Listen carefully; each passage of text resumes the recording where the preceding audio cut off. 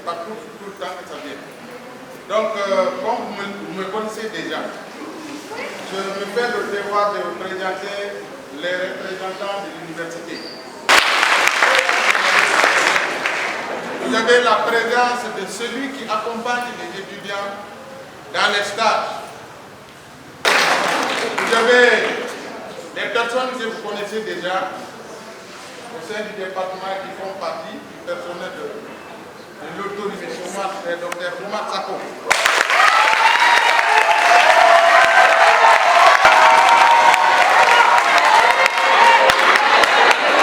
Qui l'accompagne soit une de vos aînés. Il s'agit de Acha Fatou Kaba.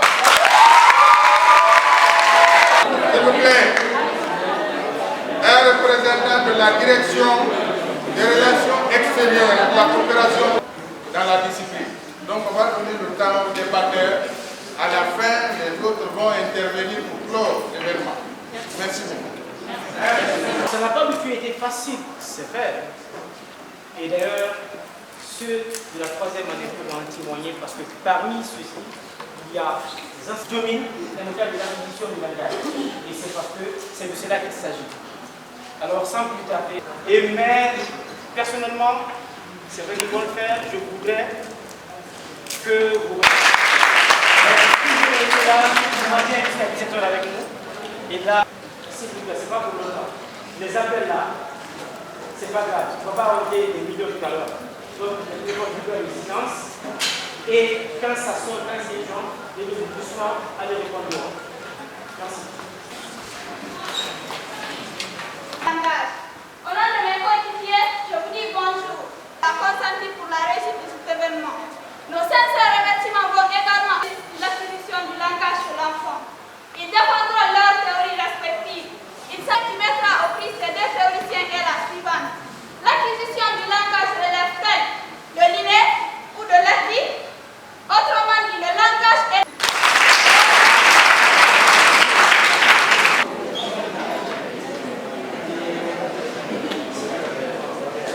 Mesdames et messieurs, chers invités, jamais vu auparavant, je ne l'ai jamais vu par la suite. Et sauf l'ère de volonté commune, le 3 octobre 1975, le linguiste américain Noam Chomsky, à 44 ans, c'est de la chicoterie politique. Il termine paisiblement sa langue le plus protestataire à Genève où il pourra le fond direct. Autant dire qu'il y a foule pour assister au débat qui va opposer ces deux profonds théoriciens, l'allocat austère et recueilli de duel au sommet, Makura Hafi. Les toujours enfants à l'espèce animale, les plus proches de la nôtre sont très de la preuve de leur capacité sur le langage articulé. Mais cette capacité est innée ou acquise. Je dis, c'est là que les avis divergent. Pour mon cher Piaget, l'acquisition dans le cadre plus général du développement, de l'intelligence, de la naissance à l'âge adulte, dont le cher Piaget ici présent distingue en effet 4 grandes périodes de développement psychologique. Je dis bien 4 étant construits sur les fondations du stade antérieur à la manière d'un escalier. La période de l'intelligence sensorimotrice de 6 à 7 et de 10 à 12 ans.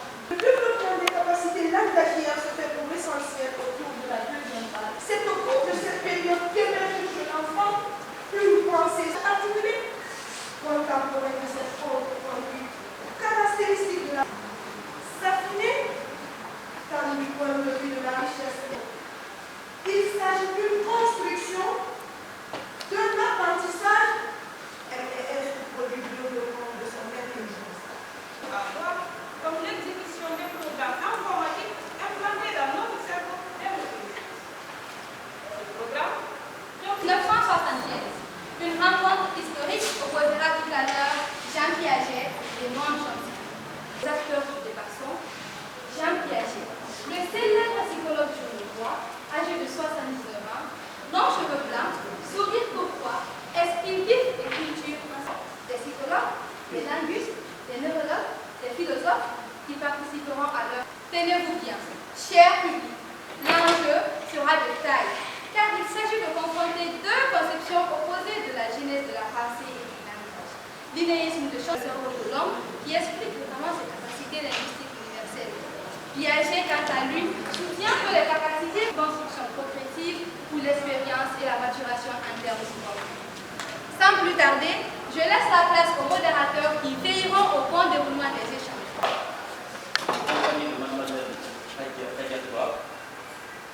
Comme l'ont proposé les organisateurs, le débat est préparé par un premier échange écrit. Piaget ouvre. Cher modérateur Mohamed, l'empirisme, l'inéisme que je défends et le constructivisme. Piaget ici, en part, je me range sans équivoque dans la deuxième catégorie. Jean Piaget qualifie très justement mes conceptions qu'une capacité de langage génétiquement déterminée est une composante de l'esprit humain. Mes conceptions, elles sont toutes simples.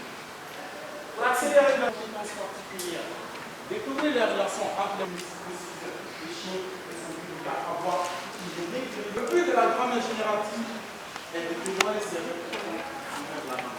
C'est entre 2 et 5 ans, l'universel de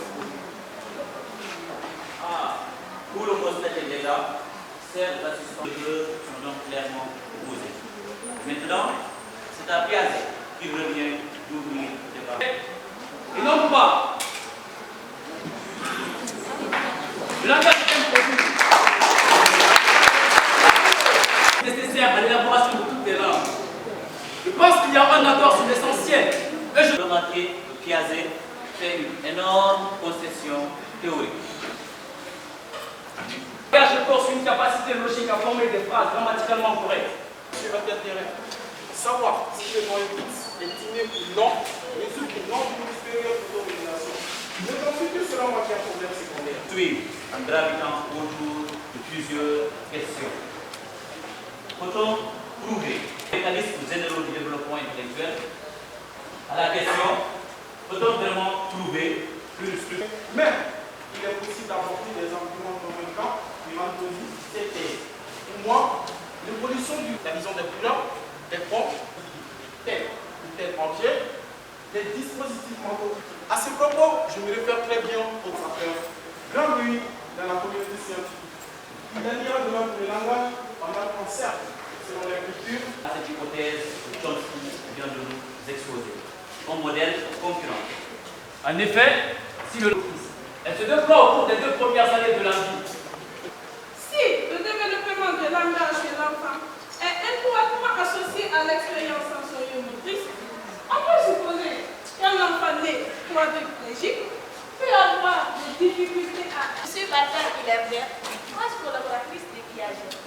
Tout d'abord, assistante de Jean Piaget, je suis également sa collègue à l'école de psychologie et des sciences de l'éducation de chaire de psychologie génétique et expérimentale de l'Université de Genève. À la question que vient de poser mon cher Jacques Molot, afin de savoir si des cas semblables à la situation...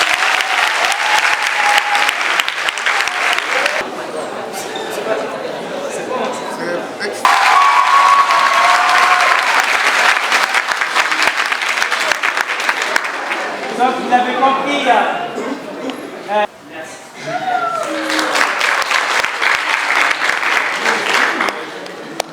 Comme on fait qu'on a fait une sélection, c'est pas marginaliser d'autres, on voudrait que tout le monde participe. Mais je suis sûr que le jour où on va choisir d'autres, ils pourront le faire aussi, peut-être que mieux.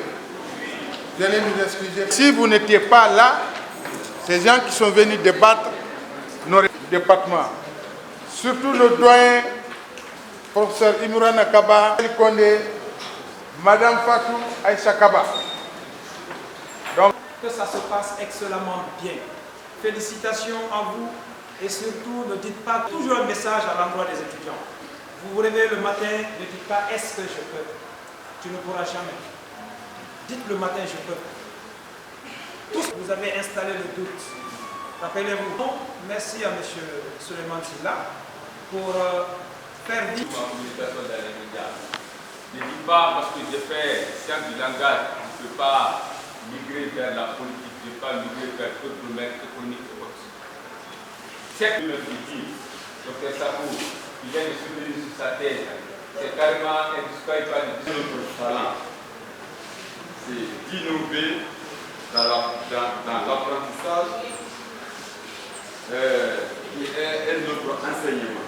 Parce que ça, c'était des talents cachés, c'était des capacités, maintenant c'est une capacité qui a été prouvée, qui a été appris, qui a été démontrée, ça devient une compétence. Parce que celui qui n'a pas encore essayé cela, il ne peut pas s'égaler à cela. Ou bien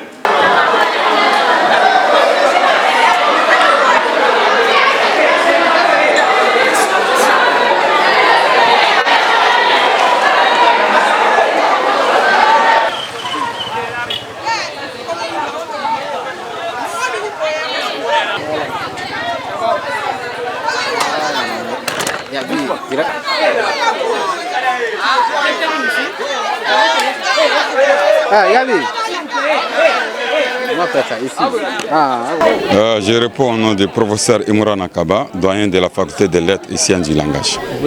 Bon, c'est un débat. D'ailleurs, c'est le lieu de remercier M. Selman Silla. Il est en train d'innover un autre modèle de la méthodologie d'enseignement. C'est le modèle centré sur les étudiants. C'est les étudiants qui vont chercher les idées, qui vont chercher les données scientifiques et qui vont mémoriser et qui vont se consacrer vraiment à débattre entre eux. Et lui, son rôle, c'est d'encadrer, c'est de bien signifier tout ce que les étudiants vont intervenir là-dessus. Donc ça veut dire que vraiment c'est une méthodologie actuelle qui va dans le sens de promouvoir la recherche scientifique parmi les étudiants.